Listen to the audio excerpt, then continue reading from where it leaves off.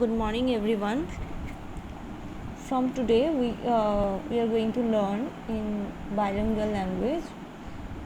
That means I am going to teach you in two languages, in Bengali and English both. Okay. I hope it will be helpful for you. Let's start. Cell number, single celled. Many organelles are made up of only one cell.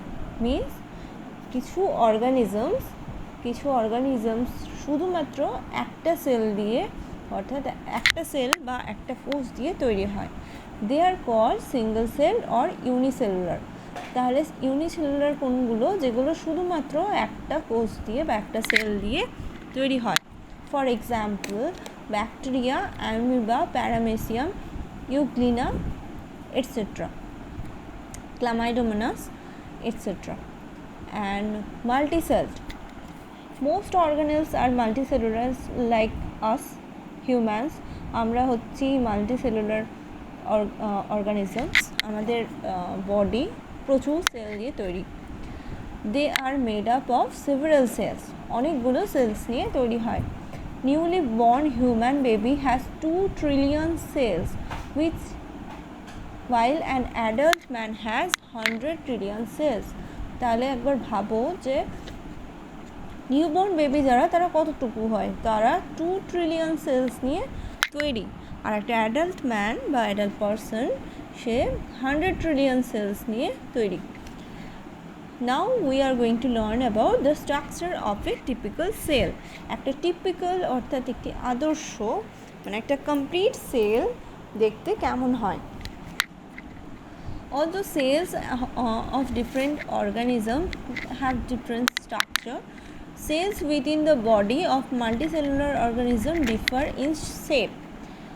তাহলে কি multicellular অর্গানিজমদের সেলগুলো differ করে shape, অর্থাৎ shape তো আমরা জানি আকৃতি, size আর ফাংশনসে। In spite of this difference every cell shows the same basic structure. অর্থাৎ কি যে বিভিন্ন অর্গানেলস, আমরা তো বিভিন্ন অর্গানিজমের মধ্যে বিভিন্ন প্রকার সেল থাকে, তো তাদের শেপ আলাদা হয়, তাদের ফাংশনস কিছুটা রেফার করে, তাদের সাইজ আলাদা হয়, কিন্তু তবুও কিছু বেসিক স্ট্রাকচার আর কমন। যেমন হচ্ছে দেখো সেল মেমব্রেন, সাইটোপ্লাজম, নিউক্লিওলাস, এগুলোর স্ট্রাকচার কিন্তু একদম common. Generalized ultrastructure of a plant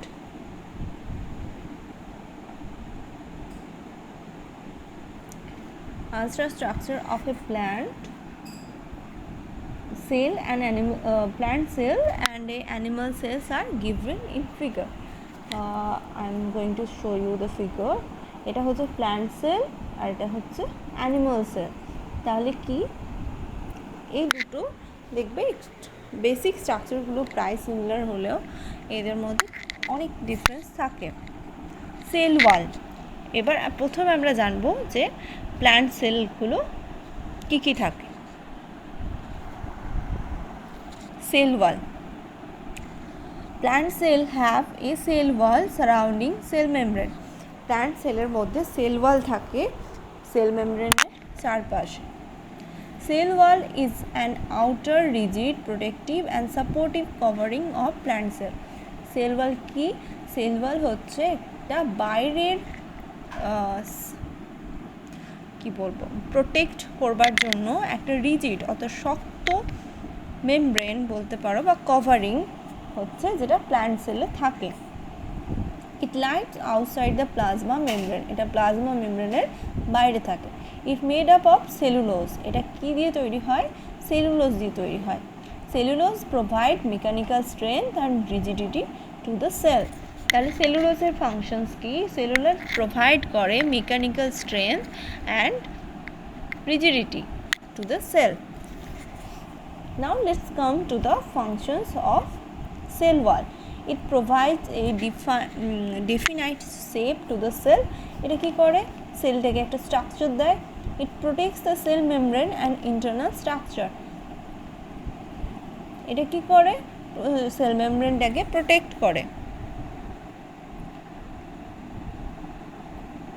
কাদের থেকে প্রোটেক্ট করে? From the attack of pathogens and mechanical injury. Pathogens অর্থাৎ কি? বাইরের যে সমস্ত জীবজন্তু তাদেরকে আমরা প্যাথোজেন বলি। প্যাথোজেন্স আর মেকানিক্যাল ইনজুরি অর্থাৎ মেকানিক্যাল ইনজুরি কোনগুলো? যেগুলো কোনো দুর্ঘটনাতে হয়ে যায়, অ্যাক্সিডেন্টাল ঘটনা, সেগুলো হচ্ছে mechanical injury. It is freely permeable allowing the substances to move in and out of cell without hindrance। মানে